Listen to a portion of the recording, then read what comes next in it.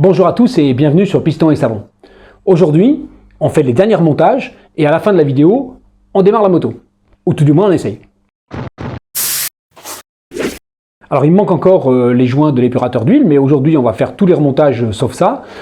Et puis à la fin de la vidéo, même si c'est pas aujourd'hui, on va tester un démarrage. J'ai hâte, comme vous sûrement, de savoir si tout le travail qu'on a fait est payant et si la moto va démarrer ou pas. Donc le câble d'embrayage, c'est marqué dessus, donc c'est facile. Donc pour ça, je sors le cache ici, que j'avais juste enfilé pour pas perdre les pièces. J'ai remonté la dernière fois tout le mécanisme, et donc j'ai plus qu'à monter le câble qui vient ici, et là, on va l'ouvrir, on va voir ce que ça donne. Alors je ne me rappelle plus très bien du tracé du câble, mais pour l'instant ce qui est sûr, c'est que il rentre là-dedans, et il se branche ici. Juste comme ça, j'ai l'impression.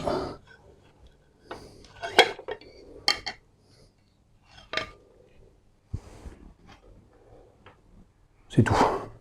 Alors par contre, comment ça va? Là, comme ça? Alors ça va comme ça.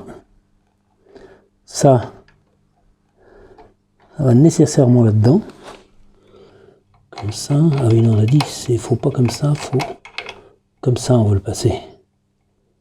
Comme ça, non? Là, ça a bonne gueule. Est-ce que ça, c'est intérieur ou extérieur? Ça, c'est une question. Question importante. Moi, je pense que c'est intérieur, parce que sinon, ça va couler ici. Donc, je pense que c'est intérieur. Pour ça qu'il y a la protection, là. Pas que ça se cisaille ici. On verra. Peut-être voir sur les photos. Voilà. Là. Ici. Et puis, je laisse comme ça, parce que de toute façon, il faut changer les pneus. Ils ont 20 ans. Donc, dès que ça démarre, je vais redémonter ça. Mais je ne vais pas démarrer sans les roues. Le câble d'accélérateur, lui, il est en deux morceaux parce qu'il y a les deux carbus et puis la partie câble qui va à l'accélérateur.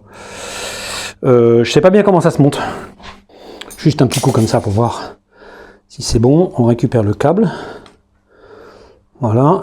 Et on met la poignée tournante. Alors la poignée tournante. Si je le mets comme ça. Voilà, là il tourne. Ok, je pense que c'est comme ça.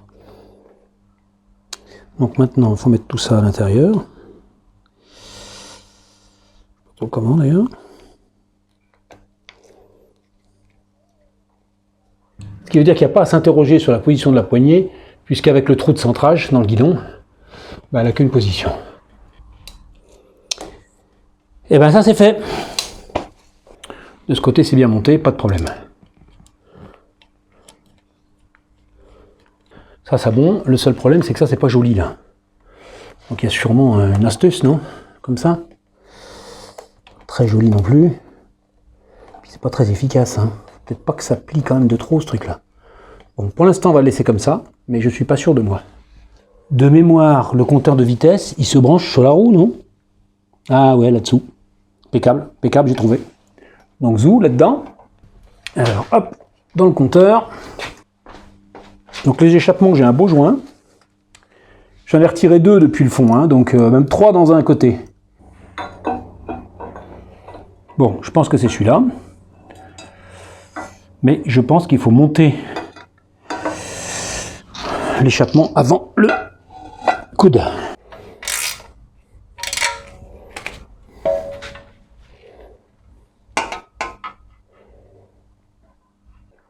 Là, ça sent pas droit, pas dans le bon droit, quoi. Ça ne va pas. Alors évidemment, je suis tombé en panne de batterie pendant le montage à blanc de l'autre côté.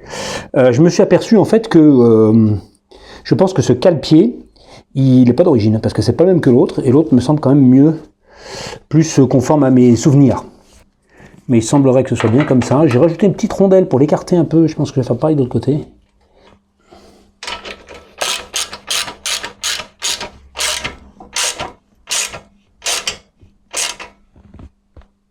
Et puis après, il manque juste à remonter la fermeture des échappements. Là, c'est rien du tout. Et ça va avoir bonne gueule. Et donc après, qu'est-ce qu'on va faire? Après, robinet d'essence et tout le bazar. Alors la question, c'est de savoir où j'en suis. C'est très simple.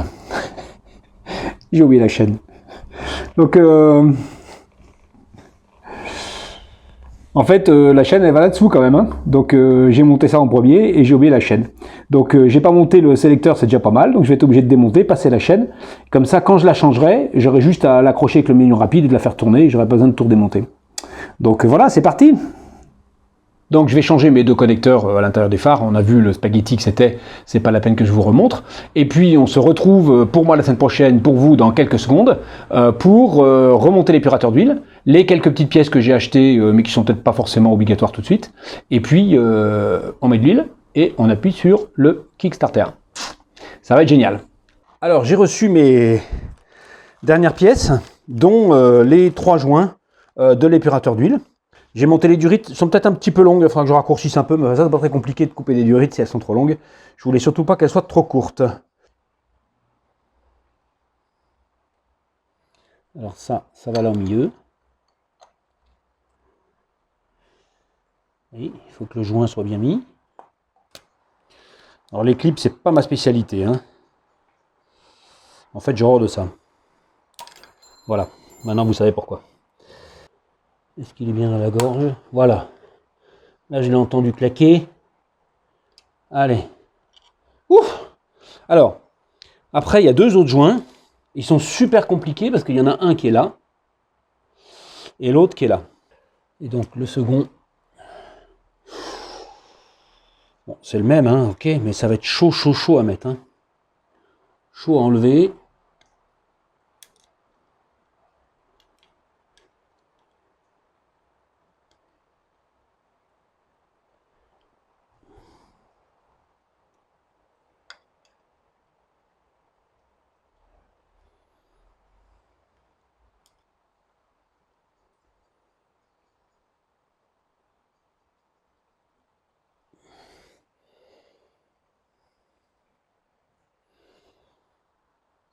En fait, mon problème, c'est pas tellement de le mettre, c'est qu'il y reste.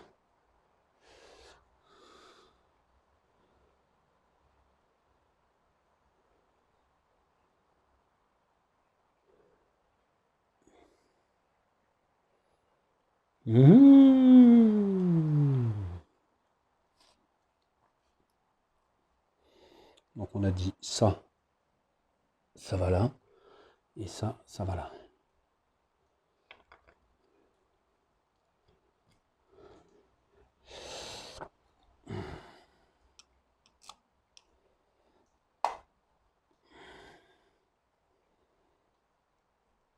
Essayer de faire d'aider un peu.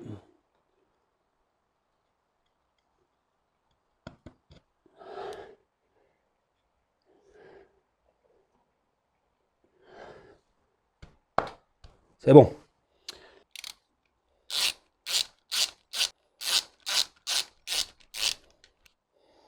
Voilà, ça c'est fait. Alors en fait, j'ai oublié, voilà, hop, un petit joint de plus pour changer ce joint-là. Bon, voilà. Alors l'huile, il en faut 2 litres. C'est un bidon de 2 litres dans lequel j'ai extrait juste les 100 millilitres qui vont là-dedans. Donc ça devrait aller. Au pire, c'est pas compliqué de remettre de l'huile après.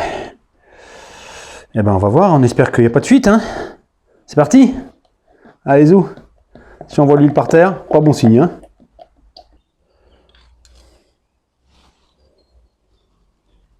Bon là il y en a largement assez, mais attention, l'huile n'a pas circulé encore, hein, donc c'est normal que je sois un peu haut.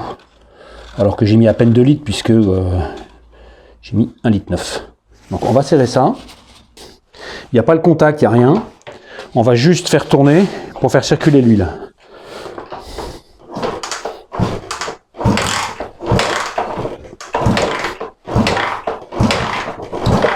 Donc il faut quand même vérifier qu'il n'y ait pas de fuite ici et de l'autre côté. Ça c'est bien enfilé. La moto est à la maison depuis 4 mois et demi puisque j'ai mis un petit peu de temps pour les dernières pièces. Et aujourd'hui, il est 9h30, je mets la clé et puis on fait un premier test sans aucune garantie.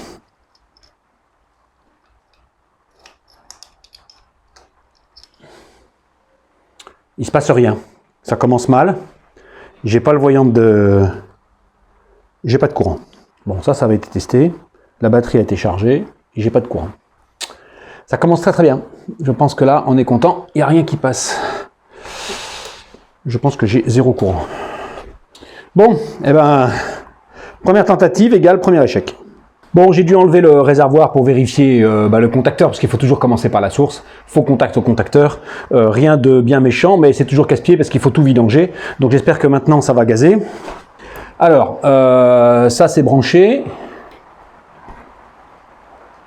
Il faut peut-être que je mette de l'essence dans le réservoir. Ça sera mieux, hein, parce qu'évidemment j'ai dû tout vidanger. Faut pas stresser.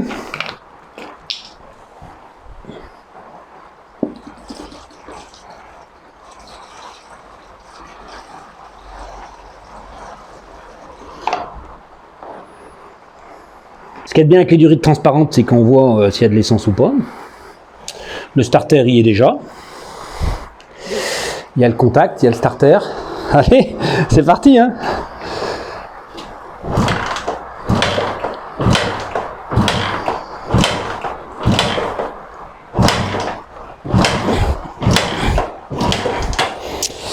Bon, il y a un qui pète.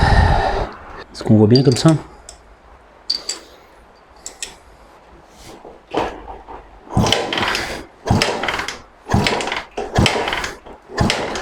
Je vois pas grand chose en fait.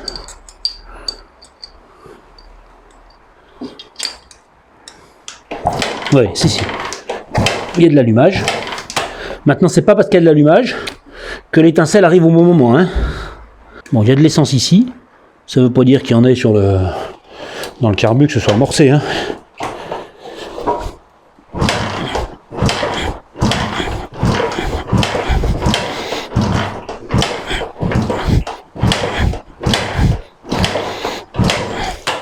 Là, j'ai l'impression que j'ai toujours pas d'essence de l'autre côté. C'est bizarre quand même.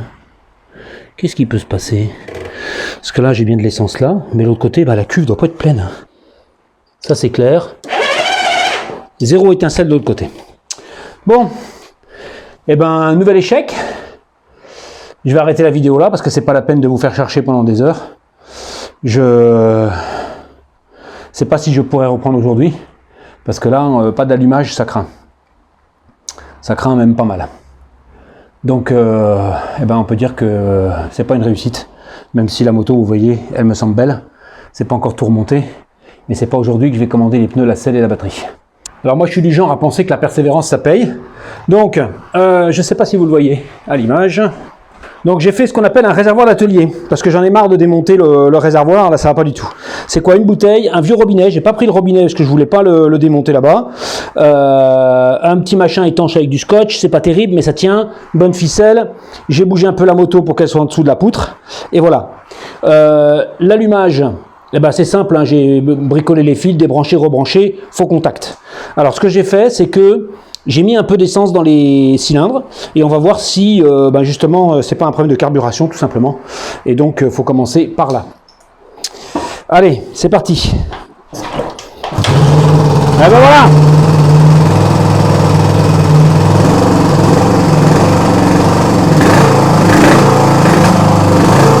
Pas ça encore, hein. Ouh là là là là là là, ça pétarade de partout. J'ai le stop à régler.